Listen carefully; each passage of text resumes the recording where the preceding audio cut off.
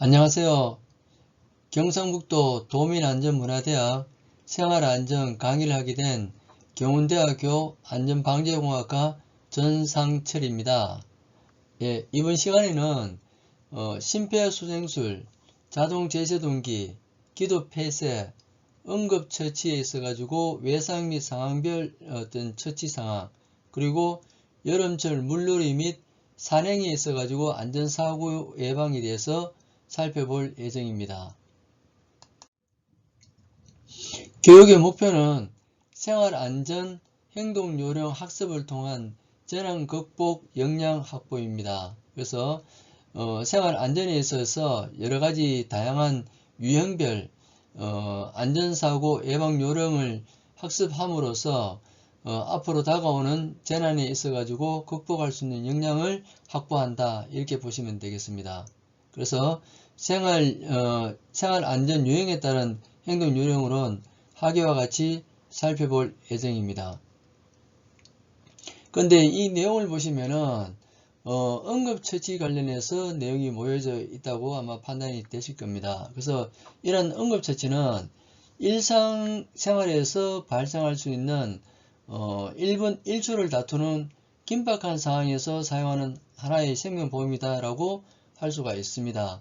그래서 잘 알려진 바와 같이 사람은 심장마비가 발생된 후 4분 이내에 아무런 조치를 취하지 않는다면 그것은 곧 죽음의 의미를 말할 수가 있습니다. 그래서 이처럼 응급 상황에 대처하는 처치자의 신속 정확한 행동에 따라서 부상자의 삶과 죽음이 좌우되기도 합니다. 그래서 물론 모든 질병과 상처에 응급처치가 필요한 것은 아닙니다. 그렇지만 평생 동안 우리가 상황을 살아가면서 이런 상황들은 고작 한두 번 겪을 수가 있지만 생명을 구하는 일은 무엇보다도 중요하고 소중하기에 우리는 응급처치 관련해서 하는 방법을 알아두어야 하겠습니다. 그리고 응급처치를 하기 전 처치자는 반드시 부상자로부터 사전 동의를 얻도록 해야 합니다. 허락 없이 동의 없이 신체를 접촉하는 행위는 위법이라고 할 수가 있습니다. 어떤 면에서는 폭행으로도 간주되어 법적 소송에 휘말릴 수도 있습니다. 따라서 부상자의 사전 동의 없는 어떠한 응급처치 행위는 위법이 될 수 있다는 것을 알아야 할 것입니다. 그리고 의식이 있는 경우, 즉 이성적인 어떤 결정을 내릴 수 있는 법적인 어떤 성인에게는 응급처치를 하기 전 사전 동의를 얻어야만 합니다. 그래서 처치자는 자신의 이름을 대고 응급처치 교육을 받았음을 밝혀야 하고 앞으로 실시할 응급처치에 대해 설명을 해야 합니다. 부상자는 상태에 따라 직접 말을 하거나 고개를 끄덕이는 방법으로 의사표현을 할 것입니다. 그래서 의식이 있는 사람에게는 명시적 동의, 그리고 의식이 없이 심폐소생술을 행하는 그런 사람의 경우에는 나를 살려달라고 할 것이라는 묵시적 동의가 있다고 생각하고 응급처치를 행하게 되는 것이라고 생각하면 되겠습니다. 자, 이번에 심폐소생술에 있어가지고 성인의 심폐소생술은 과연 어떻게 하는 것인지 살펴보도록 하겠습니다.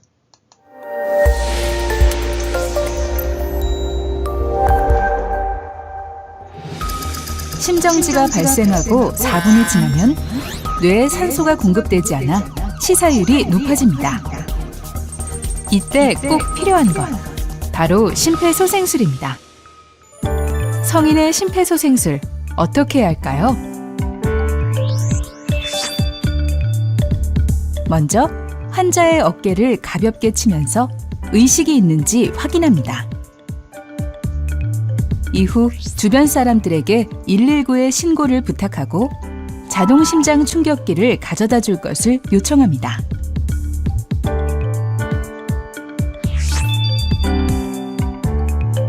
가슴 압박은 가슴 중앙인 흉골 아래쪽에 양쪽을 깍지 낀 상태로 손바닥 아래 부위만을 접촉시킵니다. 그리고 체중을 실어서 분당 100에서 120회를 약 5cm 깊이로 강하고 빠르게 눌러줍니다.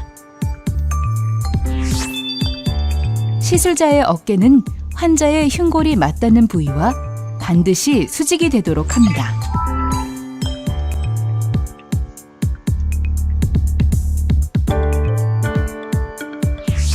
환자가 의식을 회복하거나 119 구급대원이 도착할 때까지 반복해줍니다.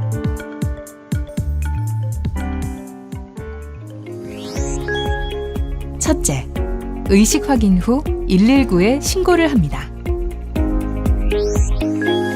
둘째, 분당 100에서 120회, 약 5cm 깊이로 가슴 압박을 시행합니다. 셋째, 팔꿈치를 굽히지 않도록 수직을 유지하며 무한 반복합니다. 네, 잘 보셨습니까? 예, 성인의 심폐소생술을 하는 방법입니다. 예, 그리고 의식을 확인할 때 요즘에는 어깨를 두드리면서 괜찮으세요 하기만 하고 의식이 없다면 바로 심폐소생술로 들어간다고 보시면 되고, 그리고 현재 행하는 방법은 가슴 압박법입니다. 그래서 인공호흡이 이제 하지 않는 그런 상황인데, 인공호흡은 뒤편에서 이야기하도록 하겠습니다. 자, 다음은 소화에 대한 심폐소생술 방법입니다.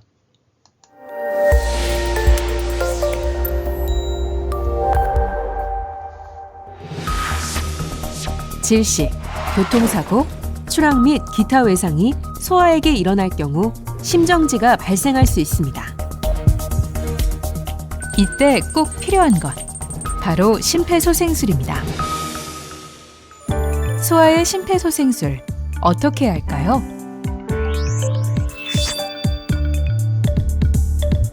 먼저 소아의 어깨를 가볍게 치면서 반응을 확인합니다.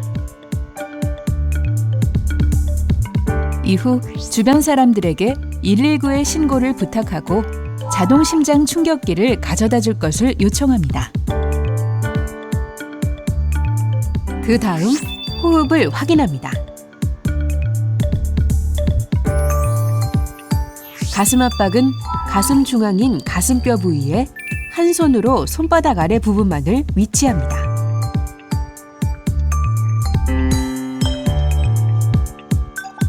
그리고 분당 100에서 120회를 약 4에서 5cm 깊이로 강하고 빠르게 눌러줍니다. 이때 시술자의 어깨는 소아의 가슴뼈와 맞닿는 부위와 반드시 수직이 되도록 합니다. 이후 인공호흡을 실행합니다. 머리를 젖혀서 기도를 확보하고 코를 막은 후 1초씩 2회 숨을 불어넣습니다.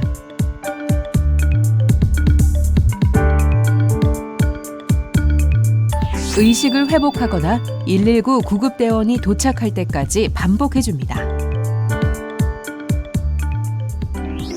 첫째, 반응 확인을 한 후 119에 신고와 자동심장 충격기를 요청합니다. 둘째, 호흡을 확인합니다. 셋째, 분당 100에서 120회, 약 4에서 5cm 깊이로 가슴 압박을 시행합니다. 그리고 팔꿈치를 굽히지 않도록 수직을 유지합니다. 넷째, 가슴 압박 30회와 인공호흡 2회를 시행하며 반복합니다. 예, 이번에는 소아의 심폐소생술 방법에 대해서 살펴보았습니다. 여기에서도 의식을 확인할 때는 어깨를 두들기고 반응이 없다면 바로 심폐소생술을 행한다고 생각하시면 되고, 그리고 성인과 소아의 심폐소생술 차이점은 성인은 두 손으로, 소아는 한 손으로, 그리고 깊이는 성인은 5에서 6cm, 소화는 4에서 5cm 정도 누른다고 생각하시면 될 것 같습니다.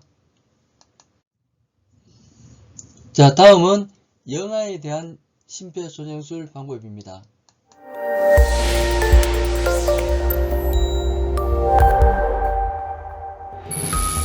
생후 1개월부터 12개월까지의 영아는 질식, 교통사고, 기타 외상만으로 심정지가 발생할 수 있습니다.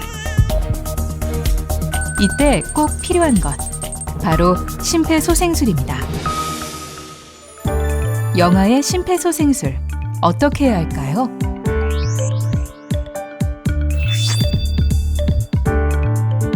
먼저 영아의 발바닥을 가볍게 치며 반응을 확인합니다. 이후 주변 사람들에게 119에 신고를 부탁하고 자동심장 충격기를 가져다 줄 것을 요청합니다. 그 다음 호흡을 확인합니다. 가슴 압박은 양쪽 젖꼭지를 잇는 선 중앙의 바로 아래 부분으로 검지와 중지 또는 중지와 약지 손가락을 모은 후 첫마디 부위를 영아의 가슴뼈 부위에 접촉시킵니다. 두 개의 손가락을 이용하여 분당 100에서 120회를 4cm 깊이로 강하고 빠르게 눌러줍니다. 이때 시술자의 손가락은 영아의 가슴뼈와 맞닿는 부위와 반드시 수직이 되도록 합니다. 이후 인공호흡을 실행합니다. 머리를 젖혀서 기도를 확보하고 입과 코를 한 번에 덮어서 1초씩 2회 숨을 불어넣습니다.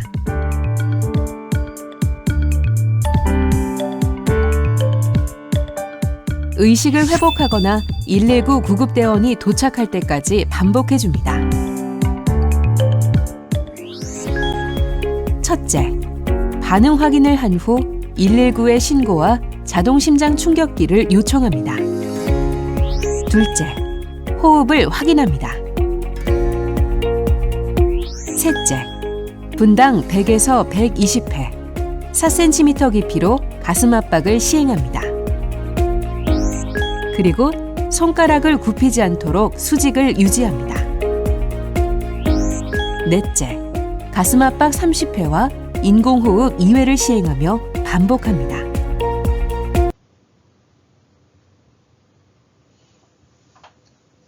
예, 방금 보신 것은 영아에 대한 심폐소생술 방법입니다.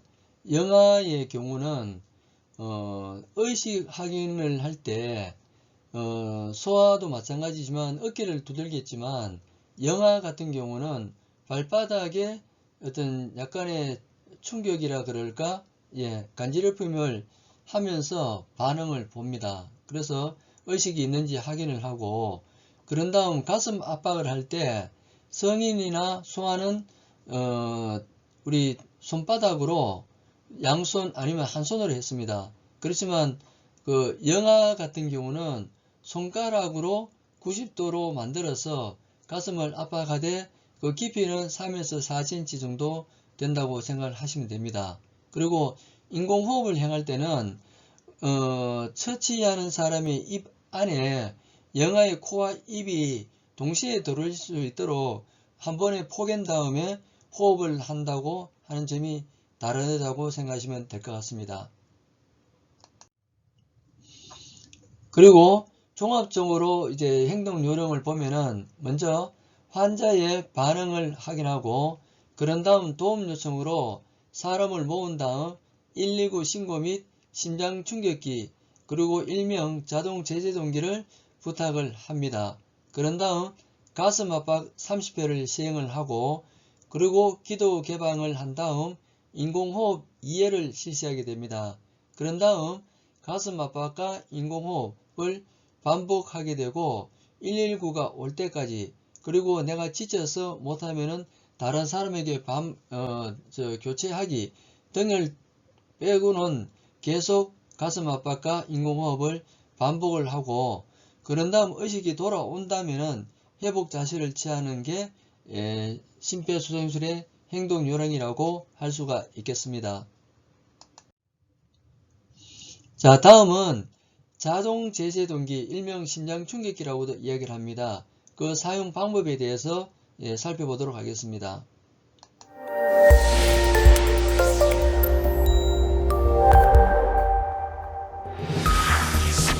자동 심장 충격기는 심정지 환자에게 자동으로 전기 충격을 주어 심장 리듬을 정상으로 회복시키는 중요한 역할을 합니다. 일반인도 쉽게 사용할 수 있는 자동 심장 충격기 사용법을 알아보겠습니다.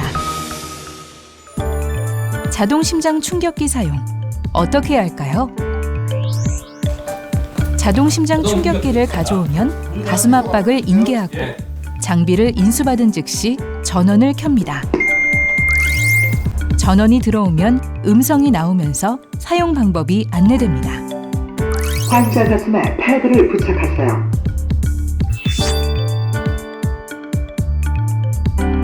우측 쇄골 아래쪽에 패드를 부착하고 또 다른 패드는 좌측 유두 바깥쪽 아래에 겨드랑이 중앙선에 부착합니다. 이때 각 패드의 표면에는 부착할 위치가 어디인지 그림으로 표시되어 있으므로 참고하면 좋습니다. 패드 커넥터를 전멸등 옆에 꽂으세요. 패드에 연결된 선을 기계에 꽂고 기계에서 자동으로 심장 리듬 분석 중이라는 말이 나오면 분석 진행 중입니다. 모두 일어나세요. 접촉 금지. 심장 분석에 오류가 나지 않도록 환자에게서 조금 떨어져 있습니다. 제세동 해야 합니다. 충전 중. 제세동이 필요하다면 기계가 자동으로 충전을 하며 충전 후 제세동 버튼을 누르라는 메시지가 나옵니다. 지금 제세동 실시하세요. 주황색 충격 버튼을 지금 누르세요. 제세동 실시되었습니다. 전기 충격이 주어지고 나서는 즉시 심폐소생술을 시행합니다. 환자가 소생하거나 119 구급대원이 도착할 때까지 자동 심장 충격기 지시에 따라 이전 과정을 반복합니다. 첫째, 전원 켜기 버튼을 누릅니다. 둘째, 패드 표면 그림을 참고하여 패드를 부착합니다. 셋째, 패드에 연결된 선을 기계에 꽂고 심장 리듬을 분석합니다. 넷째, 제세동 필요시 환자와 주변 사람을 떨어지도록 한 뒤 제세동 버튼을 눌러 전기 충격을 줍니다. 다섯째, 전기 충격 후 심폐소생술을 시행하고 이전 과정을 반복합니다. 네, 지금 보신 것은 자동 제세동기 사용 방법입니다. 여기서 제일 처음 자동 제세동기를 사용할 때는 전원을 켜면은 음성 메시지가 나옵니다. 그래서 당황하지 마시고 음성 메시지에 따라서 행동하시면 될 것 같습니다. 그리고 두 번째, 패드를 붙이는 데 있어 가지고 패드의 각각을 보면은 그림이 그려져 있습니다. 하나는 오른쪽 쇄골, 하나는 왼쪽 옆구리 아래쪽을 그려져 있습니다. 그래서 패드를 그쪽에다 연결한 다음 코넥터를 자동 제세동기 본체에다가 연결을 하면 되고, 그런 다음 자동 제세동기가 쓰러진 사람의 심장 리듬을 다시 분석합니다. 그때 우리가 가슴 압박을 멈춰야 됩니다. 그리고 그래서 떨어지고, 그런 다음 분석을 하고 난 다음에는 처치자가 계속 또 가슴 압박을 합니다. 하는 가운데에 자동 제세동기가 충전을 하게 되고, 충전을 다 한 다음 전기 충격을 가할 때는 다시 떨어지라는 음성 메시지가 나옵니다. 그때 가슴 압박을 멈추고 다시 전기 충격을 가하고, 가한 다음 다시 가슴 압박을 하는 형태로 하시면 될 것 같습니다. 그래서 사용하는 방법은 심장 충격기 전원을 켜고 두 개의 패드를 연결하고, 그리고 환자에게 닿지 않게 떨어지면서 심장 리듬을 분석하고, 깜빡이는 버튼을 눌러서 전기 충격으로 심장 충격을 실시합니다. 그런 다음 의식이 아직 돌아오지 않았다면 심폐소생술을 다시 시행을 합니다. 그런 다음 심장 충격기가 음성으로 나오는 메시지에 따라서 반복하시면 되고 119 대원이 도착할 때까지 반복하면 됩니다. 자, 다음으로는 기도폐쇄죠. 일명 이제 초킹이라고 이야기하는데 음식물을 먹다가 기도가 막히는 경우에 해결할 수 있는 방법입니다. 이 방법은 성인과 영아의 방법으로 설명을 드리도록 하겠습니다.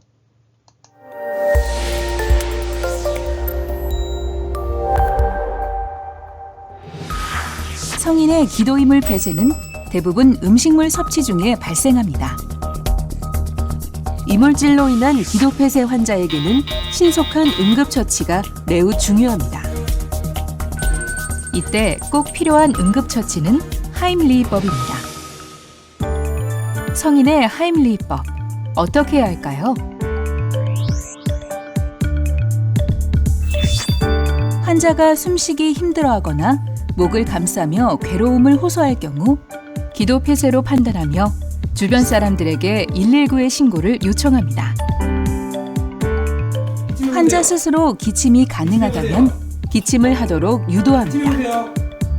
그러나 스스로 이물질을 뱉어낼 수 없다면 환자의 등 뒤에서 주먹 쥔 손을 배에 닿도록 놓습니다. 그리고 다른 한 손으로 주먹을 감싸주고 한쪽 다리는 환자의 다리 사이로, 다른 한쪽 다리는 뒤로 뻗어 균형을 잡습니다. 강하게 힘을 주면서 배를 안쪽으로 누르며 아래에서 위로 당겨줍니다.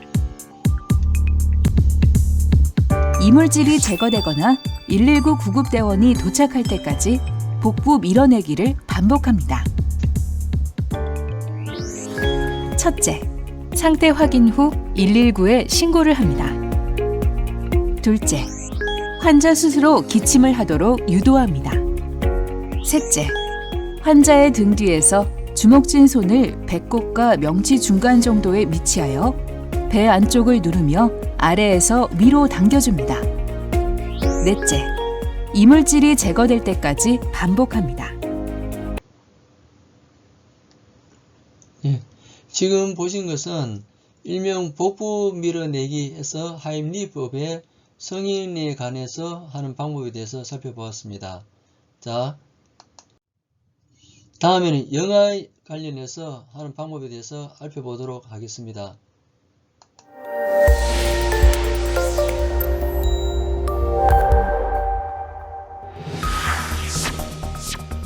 (1세) 미만의 영아가 이물질에 의한 기도 폐쇄에 이를 경우 빠른 응급처치가 무엇보다 중요합니다.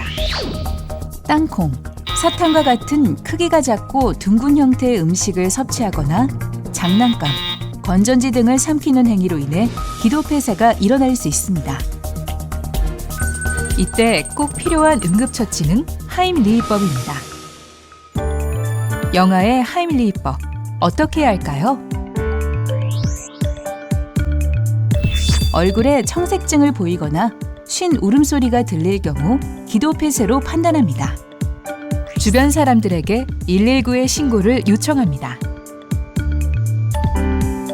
왼손으로는 영아의 턱을, 오른손으로는 뒤통수를 감싸면서 천천히 안아 올리며 영아의 머리가 아래를 향하도록 엎드려 놓습니다. 이후 손바닥 밑부분으로 양쪽 날개뼈의 가운데를 세게 5회 두드려줍니다.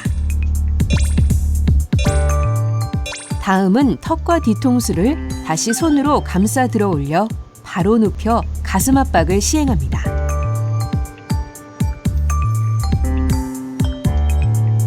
양쪽 젖꼭지를 잇는 선 중앙의 바로 아래 흉골 부위에 2개의 손가락을 위치시켜 강하고 빠르게 5회 눌러줍니다. 이때 의자에 앉아서 하면 올바른 자세로 영아의 등과 가슴을 보다 쉽고 정확하게 압박할 수 있습니다. 이물질이 제거되거나 119 구급대원이 도착할 때까지 복부 밀어내기와 가슴 압박을 반복합니다. 첫째, 상태 확인 후 119에 신고를 합니다. 둘째, 허벅지 위에 머리가 아래를 향하도록 엎드려 놓은 뒤 손바닥 아래쪽으로 양쪽 날개뼈 중앙 부위를 세게 5회 두드립니다. 셋째, 반대쪽 허벅지 위에 머리가 아래를 향하도록 눕힌 뒤 젖꼭지를 잇는 선 중앙 바로 아래 2개의 손가락을 위치시켜 가슴 압박을 5회 실시합니다.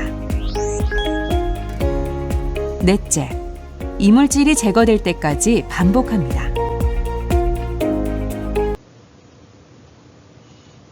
네, 이번 영상은 기도 폐쇄에 있어서 영아에게 실시하는 방법에 대해서 살펴보았는데, 예, 우리가 기도 폐쇄에 있어가지고 행동 요령은 크게 보면 두 가지입니다. 하나는 기도가 다 막히지 않은 경우, 그리고 두 번째는 기도가 꽉 막힌 경우, 두 가지인데, 기도가 막히지 않는 경우는 기도가 폐쇄된 사람에게 계속 기침을 하도록 유도해서 이물질이 배출되도록 유도를 합니다.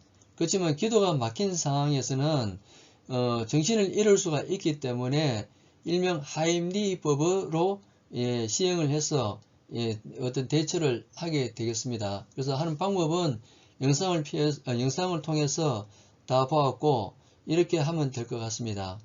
그래서 복부 밀쳐 올리기를 5번 시행해서 기도 폐쇄에 관련해서 기도에 이물질이 나오는지 계속 확인을 하면서 시행을 한다라고 생각하시면 되겠습니다. 자, 다음으로는 응급처치에 있어가지고 외상 환자의 어떤 방법에 대해서 살펴보도록 하겠습니다.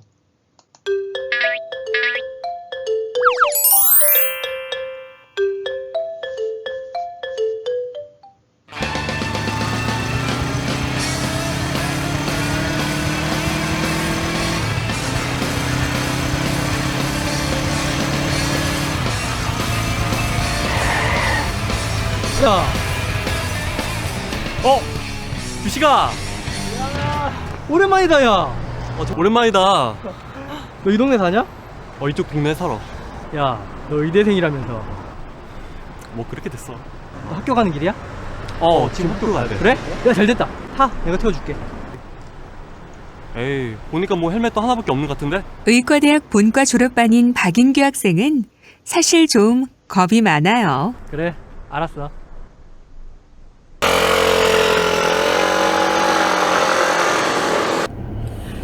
잘 먹을까? 나 지금 뻥을 찍히고 있네?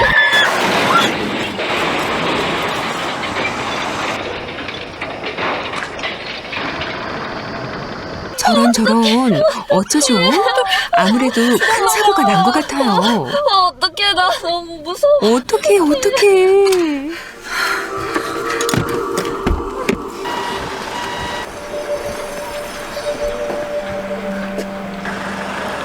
괜찮아요? 그쵸? 저기 빨리 119 좀 신고해주세요. 규식아. 교통사고를 당한 외상 환자의 경우 특히 주의해야 할 것이 있어요. 특히 충격에 의해 목뼈나 척추에 골절이 없는지부터 조심스럽게 확인해야 해요. 목뼈나 척추가 다쳤을 경우엔 환자를 함부로 만지거나 움직여서는 절대 안 되기 때문이죠. 그런데 지금 환자의 출혈이 심하네요. 출혈이 심한 환자는 쇼크가 와서 심장이 멈출 위험도 있어요. 빨리 지혈이 필요해요. 지혈을 할 때는 상처 부위를 함부로 만져서는 안 돼요. 상처 부위에 감염이 될 수 있기 때문이에요. 깨끗한 수건으로 상처 부위를 압박해서 최대한 출혈을 지연시키는 것이 아주 중요해요. 그리고 출혈 부위가 심장보다 높을 수 있도록 자세를 취해 주셔야만 해요.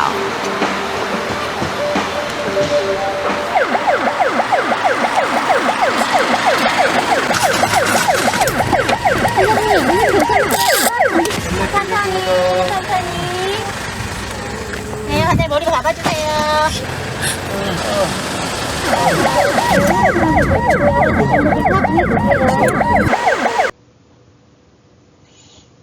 네, 잘 보셨습니까? 그래서 외상 환자 같은 경우는 쓰러진 사람을 함부로 만지지 않는다는 게 가장 중요합니다. 그리고 상처 부위는 지혈 정도를 하는데 깨끗한 것으로 압박을 하면 되고 반드시 119를 부른다고 생각하시면 되겠습니다. 자, 다음으로는 상황별 응급처치 관련해서 살펴보도록 하겠습니다.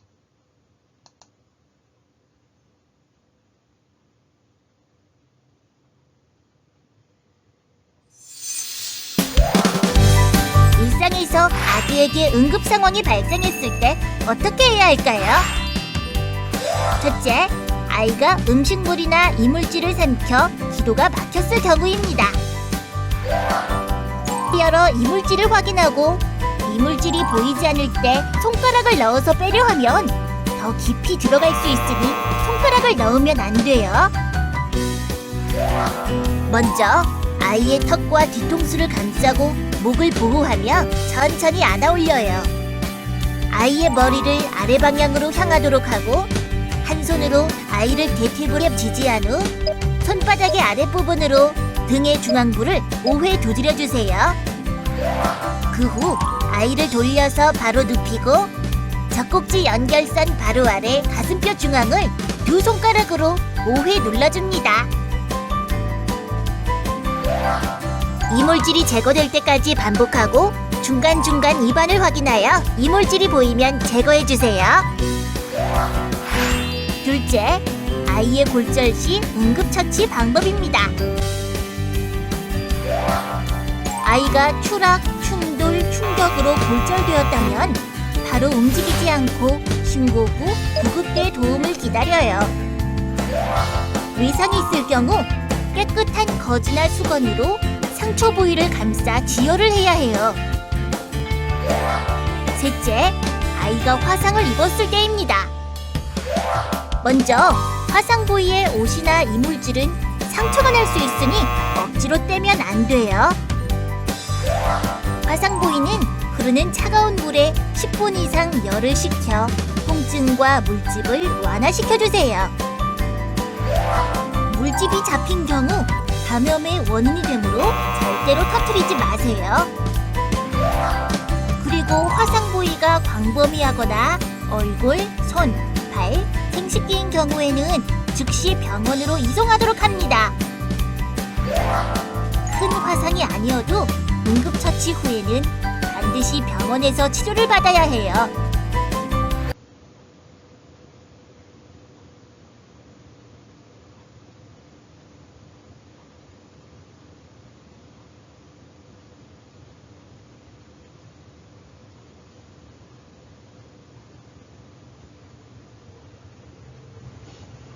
네, 상황별 응급처치 관련해서 알아보았습니다. 그래서 이런 응급처치 관련해서 행동요령은 당황하지 마시고 어떤 상황에 따라 가지고 간단하게 응급처치를 한 다음 119에 신고해서 구급대원이 도착할 때까지 어떻게 제2의 가해가 가해지지 않도록 조심하면서 응급처치를 하시면 될 것 같습니다. 자, 다음으로는 여름철 물놀이에 대해서 살펴보도록 하겠습니다. 여름 인기 피서지 워터파크. 어린아이들에겐 지상천국이 따로 없죠. 튼튼이네 가족도 워터파크로 물놀이를 왔어요. 슬라이드 타는 재미에 푹 빠진 튼튼이. 그런데 잠시 후 슬라이드 타고 내려오던 튼튼이가 어디론가 사라졌다? 튼튼이에겐 도대체 무슨 일이 일어난 것일까요? 잠시 후 공개됩니다.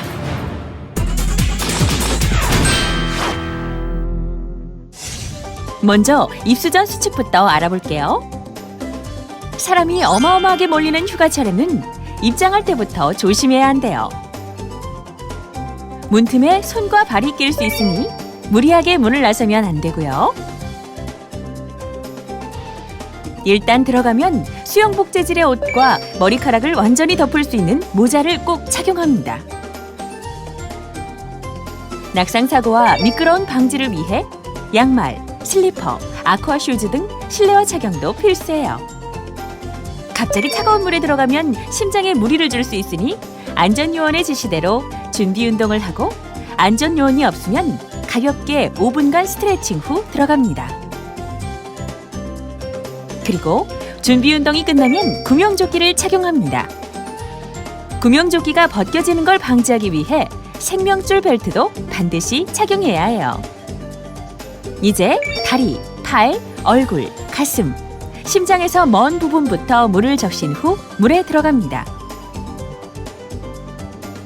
이제 신나게 물놀이를 할 차례.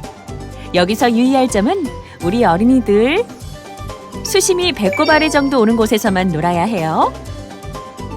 보통 워터파크엔 아동 전용 풀장과 성인 풀장으로 나누어져 있으니 아동 전용 풀장을 이용하면 되겠죠. 혹시나 응급 상황이 생기면 안전요원이나 119에 도움을 요청합니다. 물놀이 하기 전 안전요원이 있는 곳과 의무실을 파악해두는 것도 도움이 되겠죠. 다음은 워터파크에서 빼놓을 수 없는 놀이기구 이용 시 안전수칙을 소개할게요.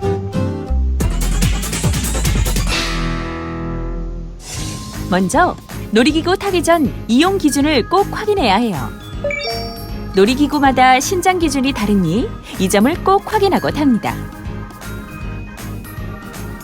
그리고 안전요원의 말을 무시하고 탈 경우 충돌, 타박상 등의 사고가 생길 수 있으니 안전요원의 지시를 따르는 것도 잊지 말아야 해요. 이번엔 워터파크의 상징이자 워터파크에서 가장 많은 사고가 발생하는 곳인 슬라이드. 탑승 시 반드시 안전요원의 지시에 따르고 앞사람과의 간격을 유지하며 이용해야 해요. 그리고 좁은 터널형 슬라이드에 튜브를 갖고 타면 자칫 큰 사고로 이어질 수 있습니다. 슬라이드에 튜브가 끼게 되면 빠져나오기 매우 힘들 뿐더러 슬라이드에 갇혀 익수 사고로 이어질 수 있기 때문입니다. 파도에 몸을 맡기면 짜릿한 스릴을 느낄 수 있어 워터파크에서 인기 만점인 인공 파도풀. 그만큼 안전에도 유의해야 하는데요. 깊은 물 한가운데가 아닌 풀장 입구에서 파도에 몸이 떠밀려 딱딱한 벽에 몸을 부딪혀 타박상을 입을 수 있으니 주의해야 하고 몸에 맞는 크기의 튜브를 선택합니다. 손잡이가 있는 튜브를 고르면 더욱 좋겠죠? 이번엔 실내와 실외 각각 어떤 걸 주의하면 좋을지 소개할게요. 먼저 실내에서 유의해야 할 수칙.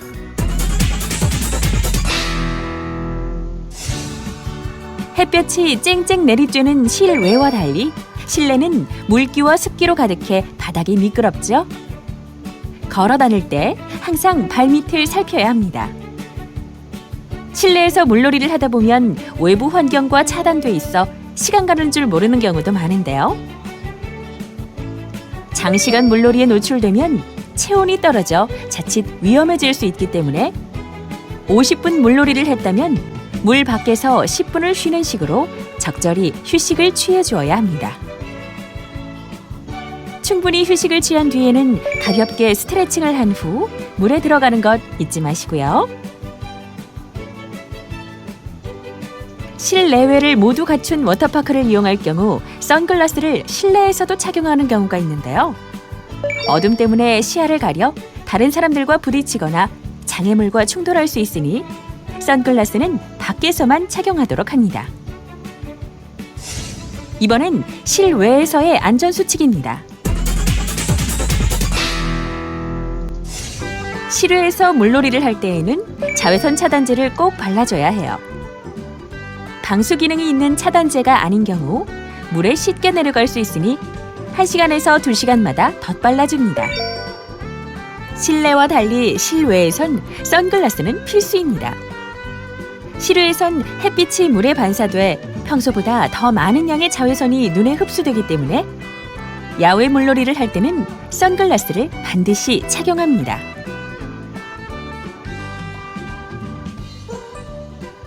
야외에서 오래 물놀이를 하다 보면 탈수 증상이 나타날 수 있으니 시원한 물속에 있다고 방심하지 말고 일정한 시간마다 적절한 양의 수분을 섭취해 탈수 증상을 미리 예방하는 게 좋습니다. 아무리 강조해도 지나치지 않는 물놀이 안전수칙. 꼼꼼히 체크하고 제대로 지킨다면 안전한 여름 문제없겠죠?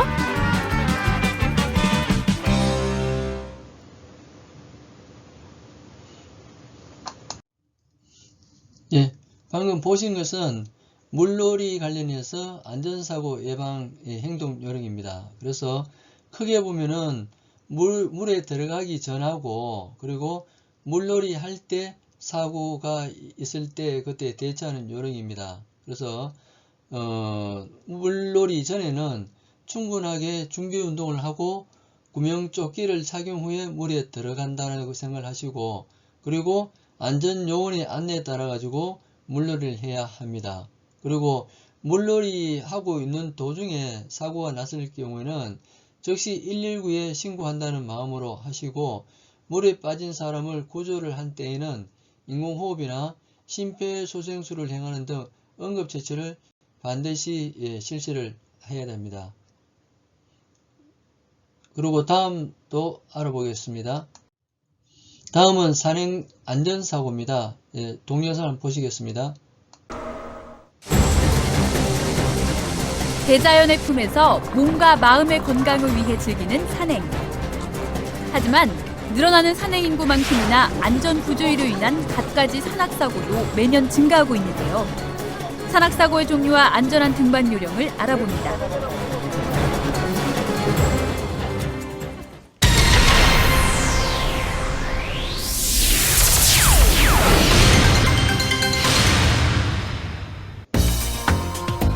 산악 안전사고 중 가장 빈번한 추락사고. 폭풍이나 집안 약화 등 자연적 요인과 방심, 판단 미숙, 준비 부족 같은 인위적 요인이 원인으로 대부분 신체장애나 사망으로 이어지고 있습니다.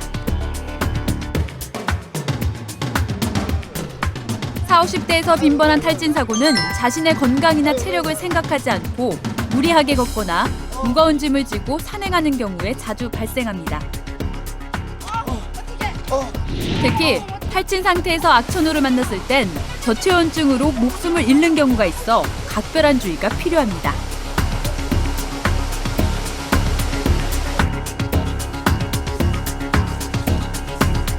저체온증으로 인한 사고는 일교차가 큰 봄이나 가을철에 자주 일어납니다. 땀을 많이 흘린 후 체온이 정상 이하인 35도 이하로 급격히 떨어지면서 발생하는데 오한이나 현기증, 사지마비로 의식을 잃기도 합니다. 악천후와 탈진이 주 원인으로 외부 기후와 내부 체온 상황에 따라 수시로 입고 벗을 수 있는 여벌의 옷을 준비하는 게 중요합니다. 계곡 급류 사고를 막기 위해선 폭우로 계곡물이 불어나 급류로 바뀌었을 때에는 절대 건너지 말아야 합니다.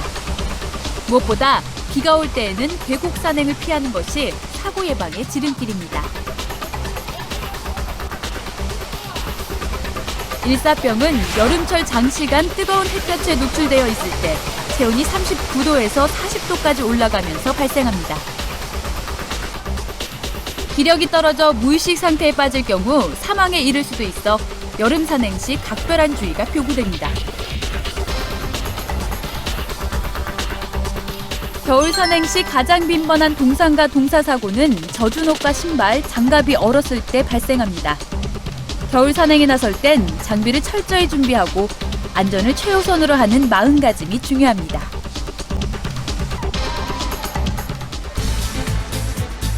벼락으로 인한 감전사고는 우산이나 피켈, 알파인 스티커 같은 것들이 머리보다 위에 올라와 있을 경우 재질과 관계없이 벼락을 유인하면서 발생합니다.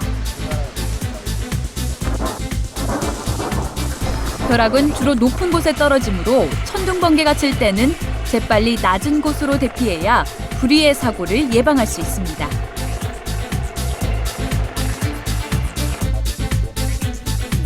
봄, 가을철에 잦은 야생식물류에 의한 중독사고. 일반인들은 식물이나 버섯에 독이 있는지 구별하기가 쉽지 않습니다. 때문에 먹을 수 있는 것이라는 확신이 없는 한 절대 아무 것이나 먹어서는 안 됩니다. 어설픈 지식을 가진 사람들의 잘못된 판단이 여러 사람을 생명의 위험에 빠져들게 할 수 있습니다.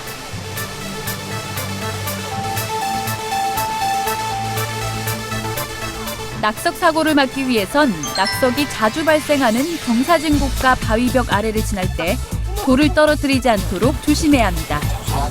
또 암벽 등반을 할 때는 항상 헬멧을 쓰는 습관을 들이고 밧줄의 흐름에도 각별한 주의가 필요합니다.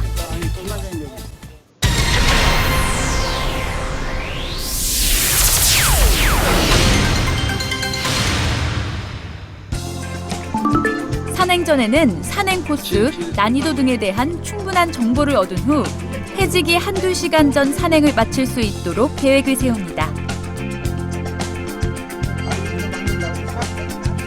등반로에 국립공원 특별보호구역이나 샛길 같은 출입금지 구역은 출입하지 않습니다.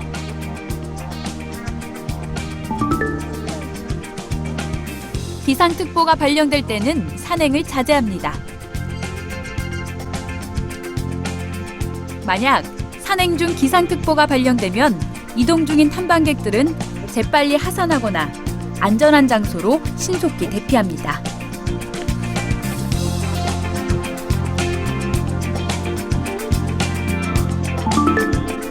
낙뢰 예보가 있을 때는 가능한 한 산행을 나서지 않는 것이 좋습니다.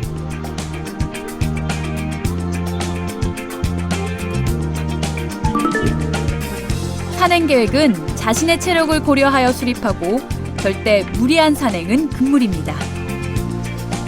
배낭은 30kg 이상을 넘지 않게 합니다. 평소 지병이 있거나 과음 과로를 한 다음 날은 최대한 자주 휴식을 취해야 무리가 없습니다.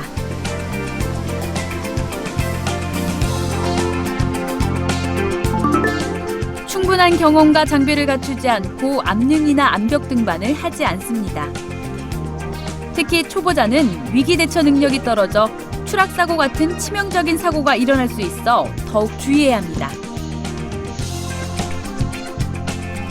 폭우로 수량이 불어난 계곡은 무리하게 건너지 않고 물이 빠지길 기다리거나 상류로 올라가 밧줄을 이용해 건넙니다.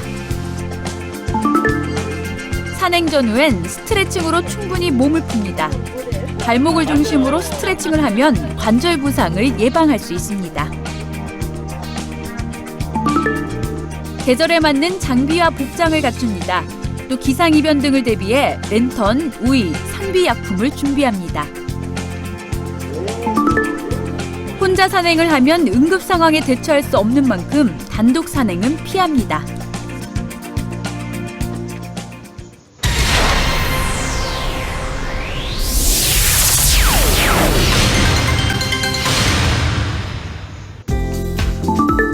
얼음이 녹기 시작하는 3월은 그 어느 때보다 산행하기 까다로운 계절입니다. 따뜻한 봄이라도 산속에는 잔설이 쌓여 있거나 녹지 않아 노면이 미끄러운 경우가 많으므로 등산화와 아이젠을 준비합니다. 이른 봄은 낮과 밤의 온도차가 크고 기후변화가 가장 심한 시기이므로 바람막이 옷과 보온 의류가 필요합니다. 또 일기변화나 사고 등이 생길 수 있으므로 반드시 랜턴을 준비합니다. 봄이 되면 바위 사이의 흙과 수분이 녹고 얼기를 반복해 낙석이 많습니다. 암벽 등반 시 반드시 헬멧을 착용합니다.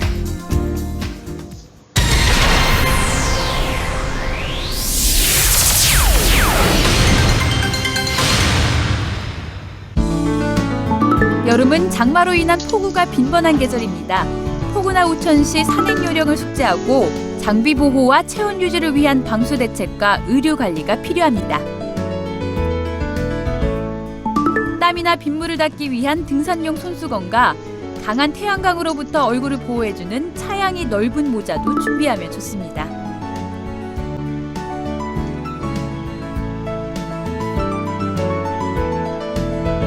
계곡 산행 중 갑작스런 폭우나 소나기 때문에 물이 불어날 때는 되도록 무리한 산행을 자제하는 것이 바람직합니다.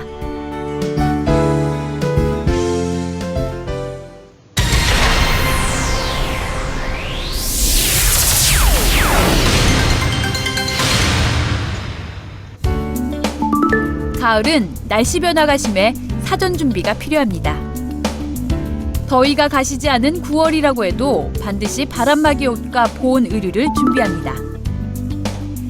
절기가 추분을 지나면 낮의 길이가 급격히 짧아지기 시작하므로 일찍 출발하고 일찍 하산하도록 산행 계획을 세웁니다.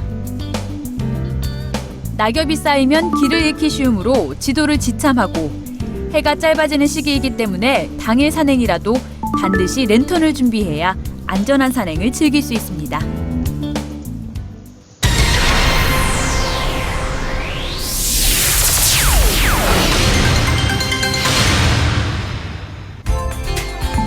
겨울엔 일출 시간이 짧은 만큼 산행 시간도 줄기 때문에 해발 1500m 이상 되는 큰 산일 경우 오후 3시면 하산이나 야영을 결정해야 합니다.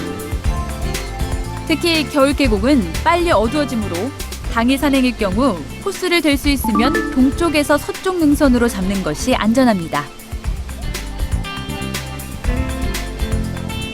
눈에 의한 사고가 많은 겨울산에선 체온을 유지하고 저체온증을 막는 것이 중요하므로 털옷 등 보온 의류를 준비합니다. 체력 소모가 많은 겨울 산행에서는 악천후나 작은 사고도 조난으로 이어질 수 있습니다. 때문에 당일 산행에서도 보온병과 헤드랜턴용 건전지 여분도 넉넉하게 준비하는 것이 좋습니다.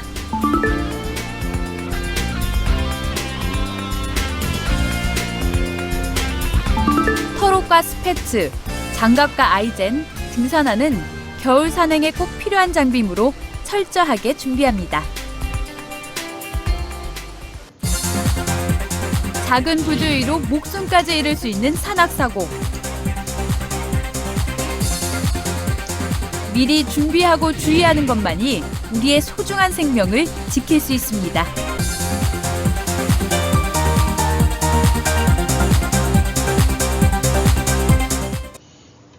네, 산행에 있어가지고 안전사고에 대해서 살펴보았습니다. 그래서 산행 안전사고에 대한 행동 요령은 우선 등산로를 미리 파악하고 그리고 단독 산행은 삼가를 해야 합니다. 그리고 하루 산행 거리는 8시간 이내로 하되 일행 중에 가장 체력이 약한 사람을 기준으로 정하고 그리고 배낭 무게는 가능하게 가볍게 해서 그리고 가장 중요한 것이 발에 맞는 등산화를 신고 등산을 해야 된다는 겁니다. 그리고 등산로가 아닌 곳이라고 판단이 된다면은 다시 되돌아가는 그런 것도 필요합니다. 그래서 이러한 산행 안전 관련해서 적혀 있는 행동 요령을 잘 보시고 따라 하시면 될 것 같습니다. 그리고 여기에서 산행도 많은 사고가 발생되지만 특히 겨울에서 봄으로 올 때 해빙기 관련해서 그때 축대라든지 산에서 얼었던 땅이 녹으면서 어떤 사고가 많이 발생됩니다. 그때도 산행을 하실 때 그 점을 감안하셔 가지고 등반을 하시면은 안전하게 등반을 하실 수 있을 것이라고 생각이 됩니다. 그래서 이번 시간에는 생활안전 중에서 심폐소생술, 성인, 소아, 영아에 대해서 살펴보았고 그리고 자동제세동기에 대해서도 살펴보았습니다. 그리고 응급처치, 외상이나 그리고 상황별에 대해서도 살펴보았습니다. 그리고 음식물이 기도에 막히는 기도 폐쇄에 있어 가지고 하인리법, 복부 밀어 올리기 방법에 대해서도 교육을 하였습니다. 그리고 성인하고 소화 처리하는 방법이 다르죠. 그것도 유심히 생각하시면 될 것 같고 그리고 우리 여름 되었을 때 신나는 물놀이 상태에서 안전사고가 생기지 않도록 우리가 해야 되는 행동 요령과 그리고 국민들이 좋아하는 산행, 많은 사람들이 산행을 가는데 그때 안전사고가 생기지 않도록 하는 방법에 대해서 살펴보았습니다. 감사합니다.